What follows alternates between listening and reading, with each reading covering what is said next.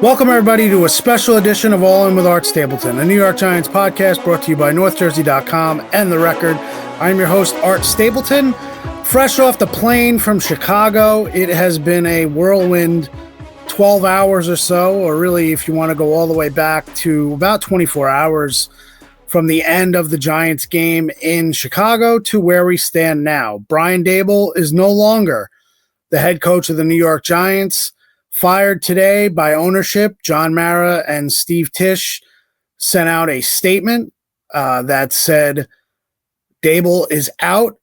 Mike Kafka, the assistant head coach and offensive coordinator, is now in as interim head coach. And kind of the second part of that statement is reaffirming Joe Schoen's standing as general manager. He will lead the head coaching search, according to John Mara in the statement.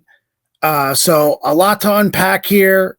And I wanted to kind of let you guys into the little timeline because last night, Paul Wood and I got together. I was in the suite at Soldier Field after the game, after getting upstairs from the locker room. And I did the podcast, the post-game podcast, and on it, I talked about Daboll's job security and how after the Denver game that report, whatever information was out there, was not accurate, that it was coming off of the heels of the win over the Eagles, and then they had the collapse in Denver, and there was obviously that report by Sean Marash that John Mara wanted to fire Brian Daboll after that game. And now I know that today everyone wants to say, see, they were right. That information was right. And if that information was right, then why wasn't Brian Daboll fired after the Eagles game that followed, where the Giants got their asses kicked? Or last week against the 49ers at home in a game where the stadium was flooded in a sea of red? Because that was not the situation that was unfolding.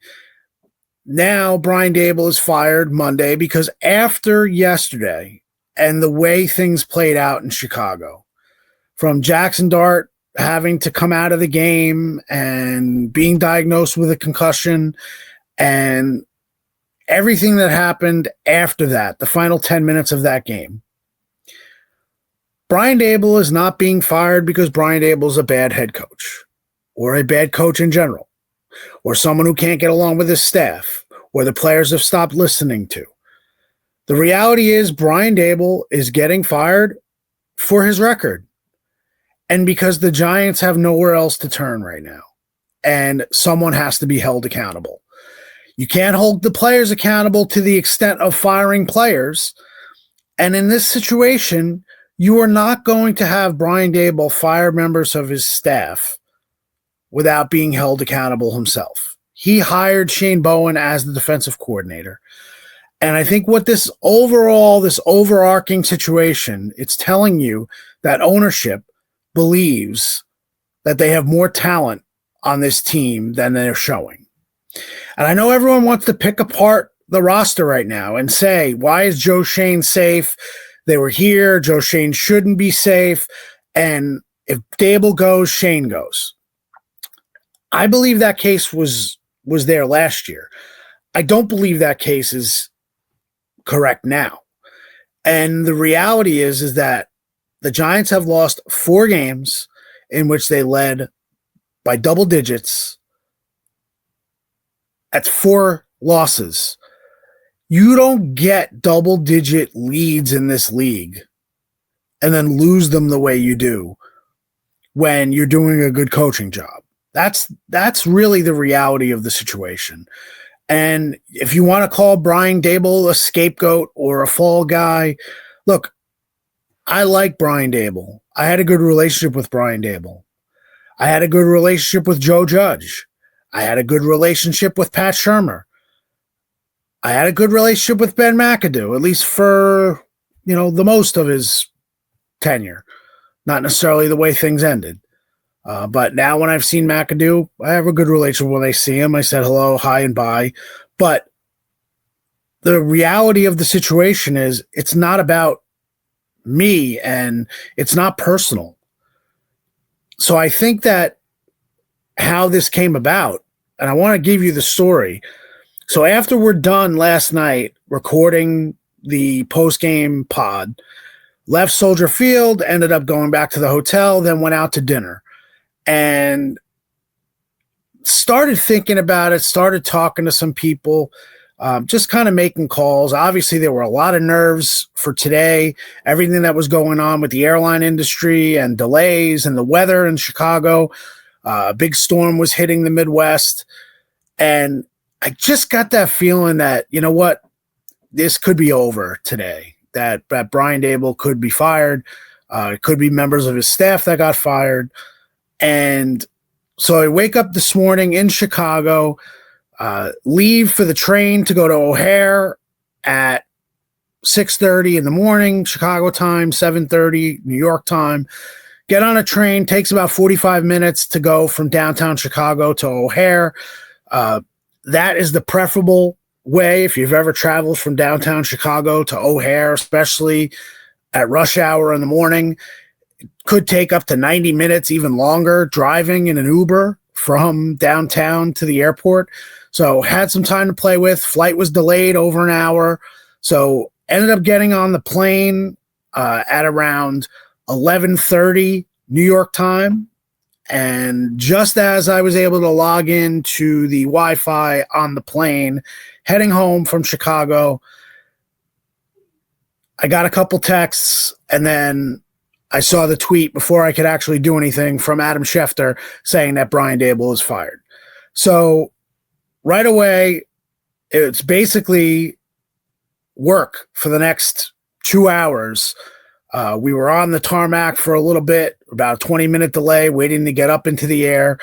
And I ended up having to work the entire story on the plane, seat 11E on Delta, to give you all the information. And basically firing out texts to get it confirmed that Daboll was fired, finding out that Mike Kafka was the interim head coach, what was the deal with Joe Shane, and would the team be releasing anything officially? They ended up doing that. So we went into work mode. Hats off to people at the NorthJersey.com sports desk, Dave Rivera, our manager, our editor, and give a shout out to Burt Bainbridge, who's also one of our writers who does a lot of stuff with the Jets. They were helping out. And then there were others. Debbie Waldire was on there. Rich, everybody who helped out. We were essentially sending stories via a cell phone on Wi-Fi, Delta Wi-Fi, from 30,000 feet down to get stories posted. And we got the Daboll firing story up. We got the Joe Shane is remaining and in charge of the head coaching search up. We ended up I put out a coaching candidate story that ended up online. Bert, hat tip to him, did a 3 things to know about Mike Kafka. And all the while, I'm trying to take as many texts as I can via Wi-Fi to see what the deal is, and getting texts back from sources. And you know, it's funny because this is not the first time that the Giants have fired a head coach and I've been on the plane. I take you back to 2017, coming back from Oakland and San Francisco, when the Giants played the Raiders. Geno Smith's one start, and then Ben McAdoo and Jerry Reese ended up getting fired the next morning. I was on the plane coming back that next morning, so I ended up having to report the entire McAdoo Reese story from the plane. Much longer flight from the West Coast home. So this was not my first rodeo, so to speak. So that's a little behind the scenes, giving you an update. I finally ended up landing in New York around 4 o'clock today, and got home, took care of some things, and jumped right on the pod. Paul Wood, hats off to you to getting the studio up and going, and got a nice little backdrop going today, but that's where we're at. So, a couple things. Daboll being out, what does it mean? Is this an audition for Mike Kafka? Well, first off, Mike Kafka is not attached to Brian Daboll.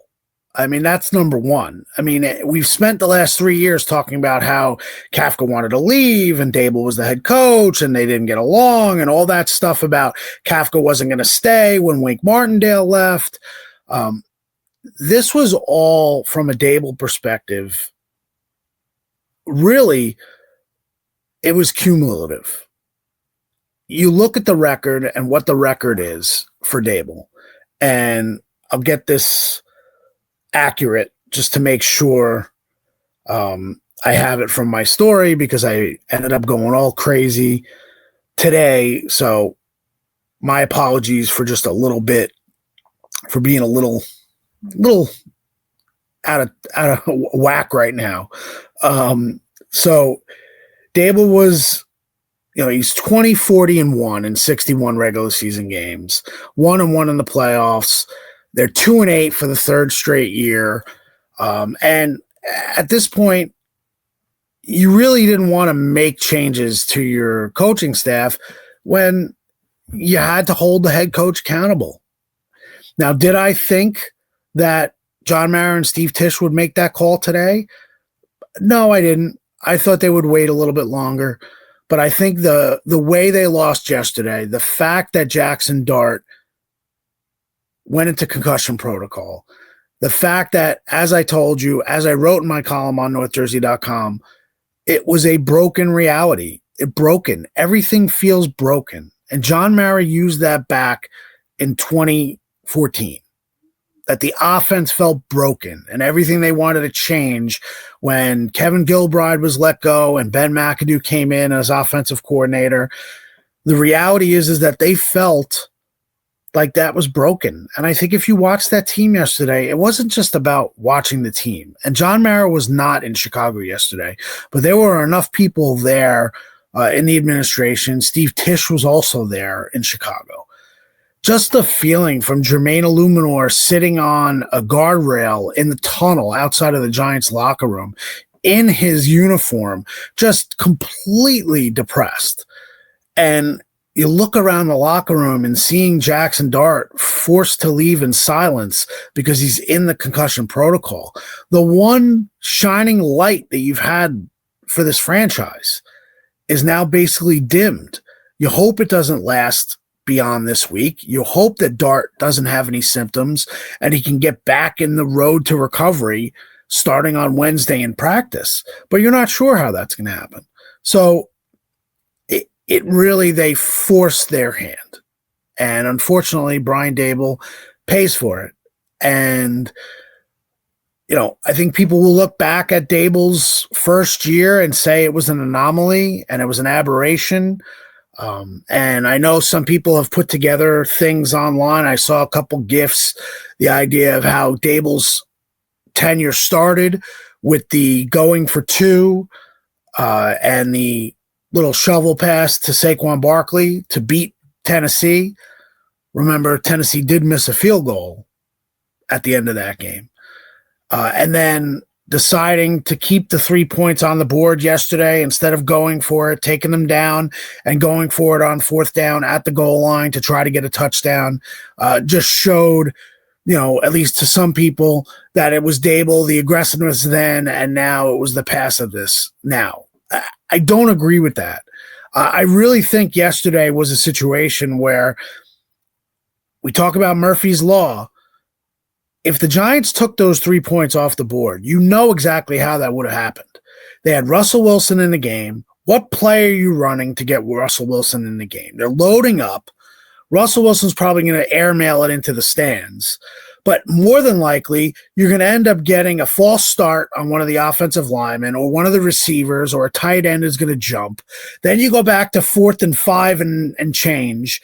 They'll bring Younghoe Koo back out on the field, and then he'll miss the field goal. And then you're only winning by 7. So Daboll, again, went to the well, put his trust in the defense, 10-point lead, and they lost it again. And there's only so many times where you can rely on things and say, it's going to get better, it's going to get better, it's going to get better, and it didn't. And I think that's why Daboll paid for his job. So like I said, it's unfortunate.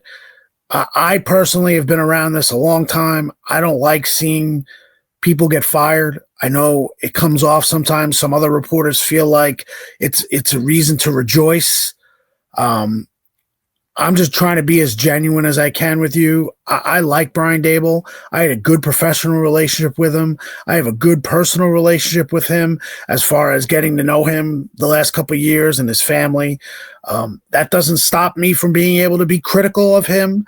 And like I said, the numbers speak for themselves.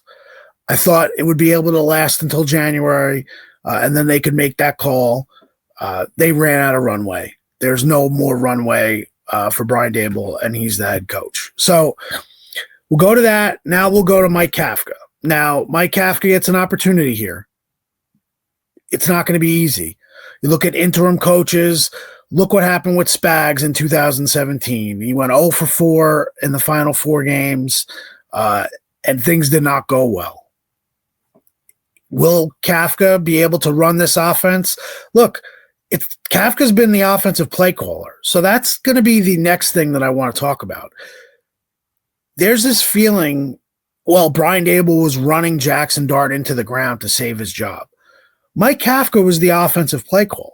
If the Giants had that big of a problem with the offensive play calling with Jackson Dart, what does firing Daboll and making Kafka the head coach accomplish?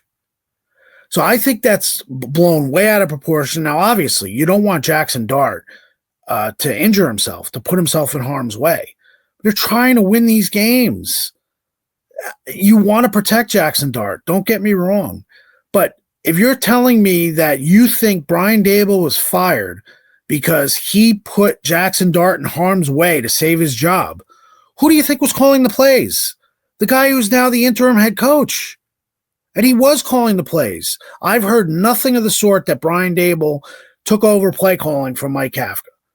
So, yes, do you want to see less, QB sneaks, QB power with Jackson Dart? Of course. But the reality is that this is what the Giants have offensively right now. They lost their 2 best offensive players. Malik Neighbors, all the way back in Jackson Dart's first start against the Chargers, and then Cam Scatterbo the second game against the Eagles. So again, if this all goes back to the Denver collapse, then Brian Daboll would have been fired after Philly. And it didn't happen. Because yesterday, enough was enough.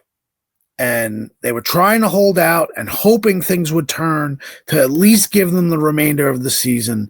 But then when Jackson Dart gets hurt yesterday, I think it was one of those things where it's like, it's over. And it felt that way yesterday. It really did. It felt that way. Now, let's talk Joe Schoen. I know there's a lot of people who are very upset. And you've expressed it on social media. You've expressed it privately.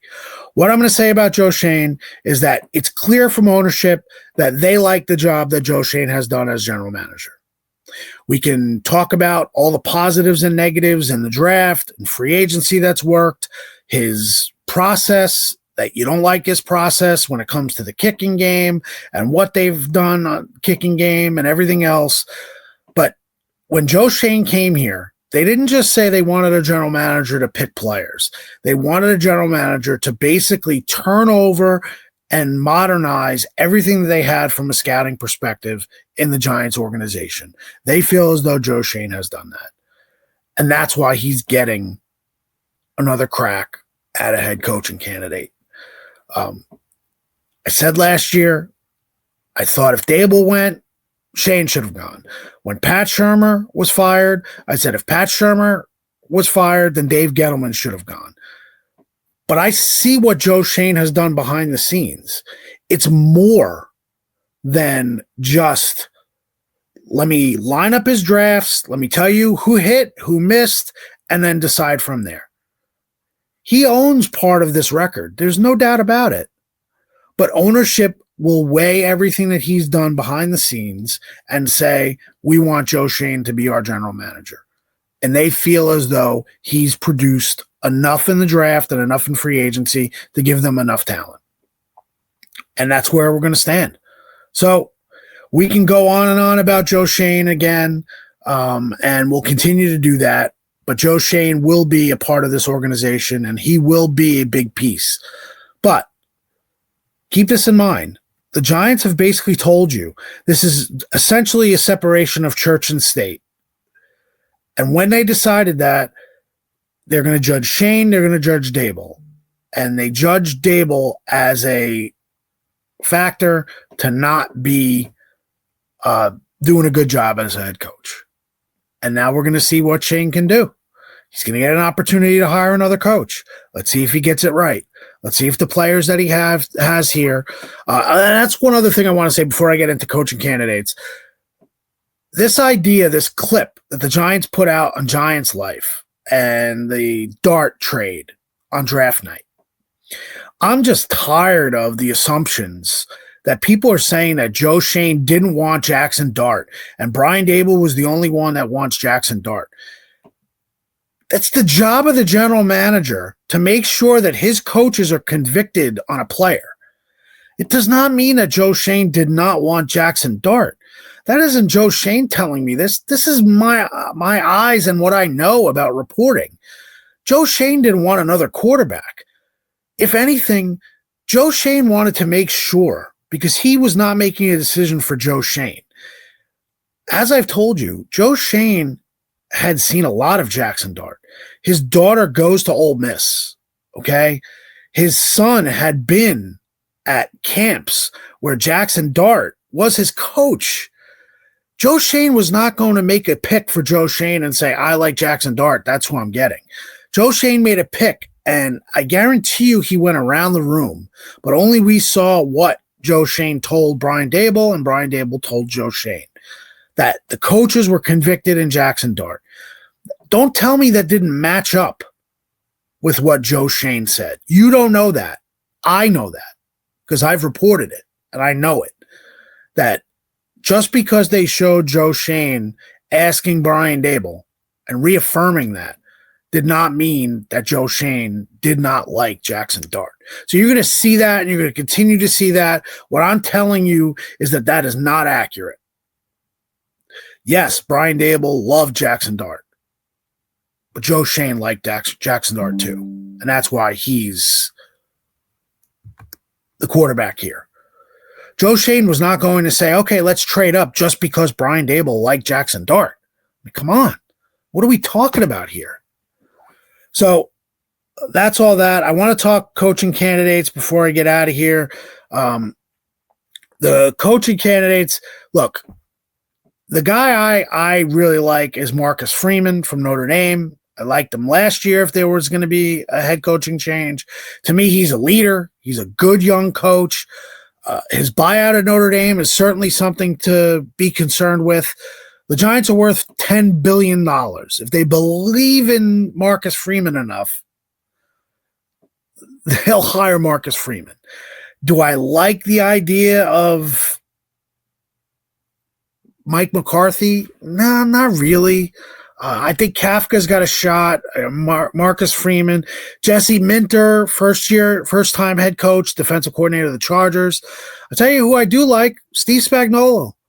I'd give him an interview. I'd want to see, does Spags want to come back here? What would be his plan for offense? I'd like to see Spags with this defensive personnel up front. Everybody's going to mention Lane Kiffin. Certainly makes sense from a Jackson Dart perspective. Now, you're in a very difficult situation here with Jackson Dart versus the entire team. And that's something that's going to have to be weighed here. If you bring in a defensive head coach, what is the defensive head coach's offensive game plan? That has to be a factor here.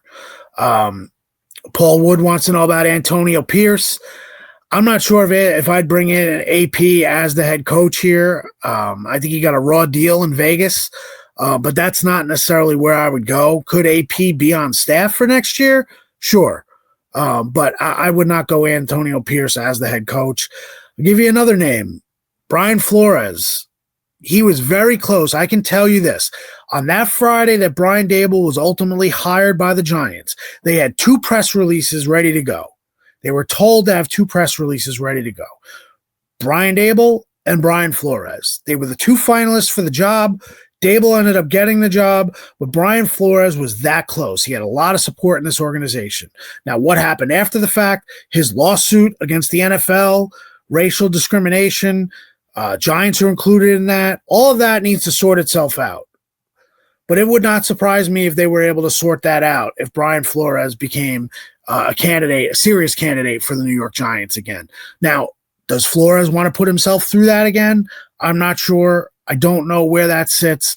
But again, I'm telling you what I knew when Brian Daboll was hired, that Brian Flores was certainly a finalist to the point where they had 2 press releases ready to go. One for Flores, one for Daboll, and Daboll ended up getting the job. I'll give you 2 Bergen County guys. Jeff Hafley, Packers defensive coordinator, Boston College connection. I think he will get an interview. Anthony Campanelli interviewed for the defensive coordinator's job when Shane Bowen got it last year. He's the defensive coordinator now in Jacksonville. He is a future head coach in this league.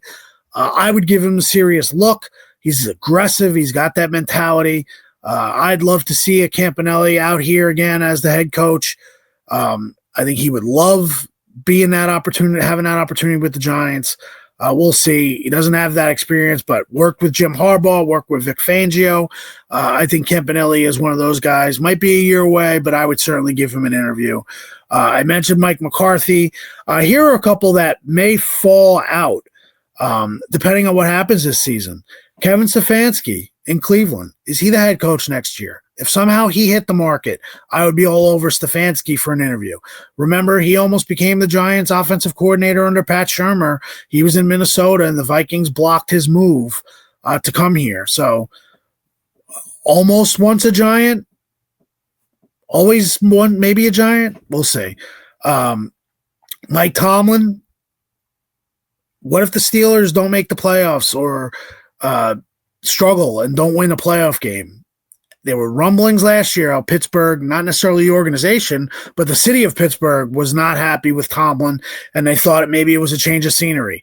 If Tomlin ever hit the market, he'd be the hottest commodity on the market. So I would consider that. John Harbaugh, same deal with the Ravens.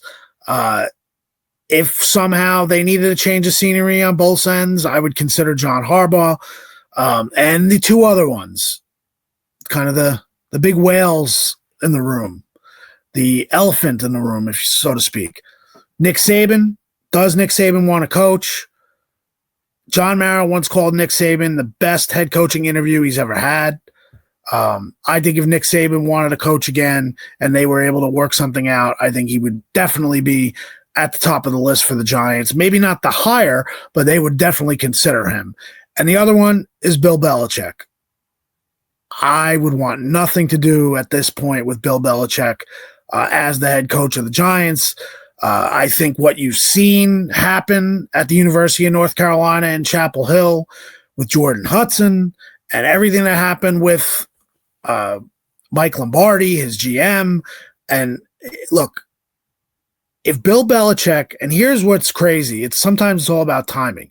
If Bill Belichick just went quietly after the Patriots' tenure ended and didn't play all the stuff going to North Carolina and all that, I think Bill Belichick would have had a very good chance at becoming the next head coach of the Giants. Given what's happened since, given what happened with the whole Brian Flores stuff with the Giants, there's still love for Bill Belichick, but the love for Bill Belichick is Bill Belichick, the defensive coordinator of the New York Giants, and not the Hall of Fame head coach. So I just don't see it. I don't see it working. Another name that I saw thrown out there was Josh McDaniels, who is in New England now with Drake May, doing a great job with Drake May. Giants like McDaniels when he interviewed a couple years ago. So if he's matured, I could see something like that at least him getting interviews to be able to be here. So a bunch of other stuff is going to pop as we move along here.